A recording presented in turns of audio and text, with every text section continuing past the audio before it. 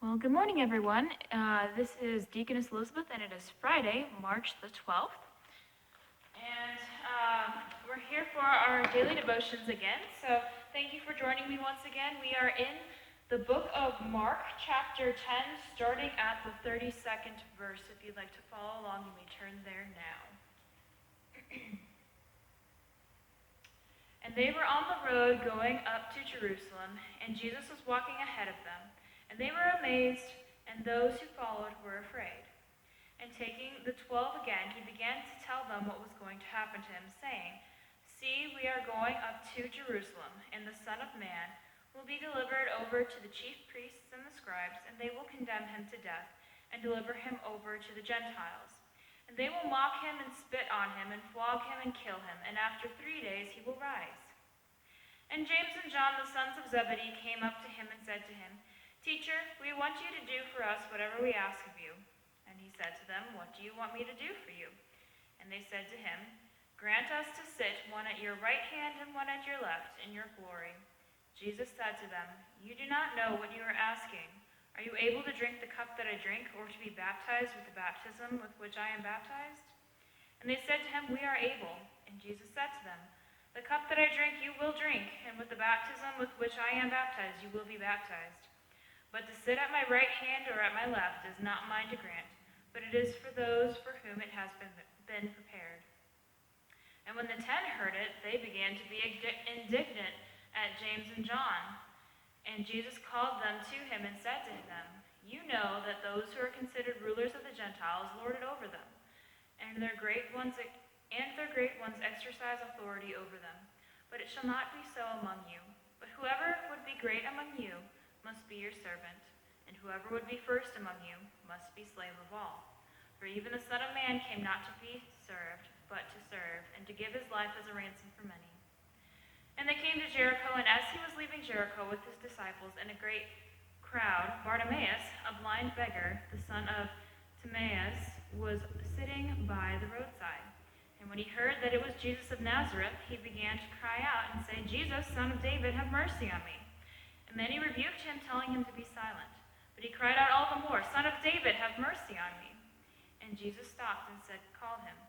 And they called the blind man, saying to him, "Take heart, get up, he is calling you." And throwing off his cloak, he sprang up and came to Jesus. And Jesus said to him, "What do you want me to do for you?" And the blind man said to him, "Rabbi, let me recover my sight." And Jesus said to him, "Go your way, your faith has made you well." And immediately he recovered his sight and followed him on the way. So, quite a few verses, a lot happening in these verses, but here we have at the beginning of this section where Jesus is foretelling his death, not the first time, and not even the second time, but the third time. And he's telling his disciples, "See, we are going up to Jerusalem. Everything I've told you is about to happen." So he's preparing them ahead of time, saying, "I'm going to die and I'm going to rise again." But there isn't much discussion that follows that. In fact, right away you have this passage here where James and John, the sons of Zebedee, come up to Jesus and they ask him, "We want you to do something for us. We would like to be at your right and your left hand, and when Jesus is glorified." And they don't know what they are asking. They don't realize what they're asking, namely that they would suffer alongside that they're asking to suffer alongside with Jesus. But Jesus ultimately says that he cannot grant them their request because only God the Father can make that decision. He does in fact say that they will be they will drink the cup that he drinks and be baptized with the baptism that he drinks. They will suffer for his sake, but at the right and the left hand position, that is something that the Father has prepared beforehand. And of course, this causes conflict when the other 10 hear of this, and so Jesus calls them all to him and gives them a little lesson in humility, and he says, "Whoever would be great among you must be your servant, and whoever would be first among you must be slave of all." And he goes on to say, because even the Son of Man came not to be served, which many would expect of an earthly king, the king would be served, but he came to serve and ultimately to give his life for up for the sins of the whole world. Um, and then we have here at the end of this passage a short little story here where it talks about blind Bartimaeus and his faith that Jesus would restore his sight to him, and once his sight was restored, he began to follow Jesus. So, if you would like to follow along with our hymn this morning, our hymn is hymn 857, Lord Help Us Walk Your Servant Way, and we're going to do verses 1 and 2.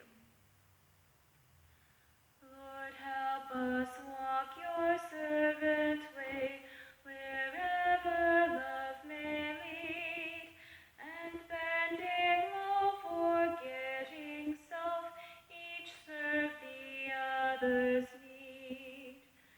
You came to earth, O Christ, as Lord, but power you laid aside. You lived your years in servanthood, in lowliness you died. And we'll conclude with the Lord's Prayer. Our Father, who art in heaven, hallowed be thy name. Thy kingdom come, thy will be done, on earth as it is in heaven. Give us this day our daily bread, and forgive us our trespasses, as we forgive those who trespass against us. And lead us not into temptation, but deliver us from evil. For thine is the kingdom, and the power, and the glory, forever and ever. Amen. Well, thank you again for joining me for our daily devotions this Friday morning. Just a couple of announcements. Tomorrow being Saturday, we will be having Women's Coffee Hour at 10 a.m. Still online through Zoom. We're thinking about making some changes, and now that the weather is getting nicer, but for tomorrow it will still be offered online through Zoom at 10 a.m. And then at 1 o'clock, we will be having our Sprouts group meeting in the other building. So if you have a younger child that you would like to come to listen to a short Bible story and some activities, we will be here at 1.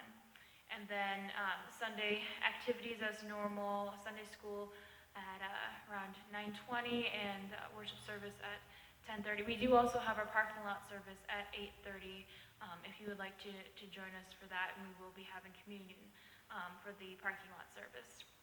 And there will be no confirmation tomorrow, the 14th, for our youth. So those are just some announcements. I hope you all have a wonderful rest of your Friday.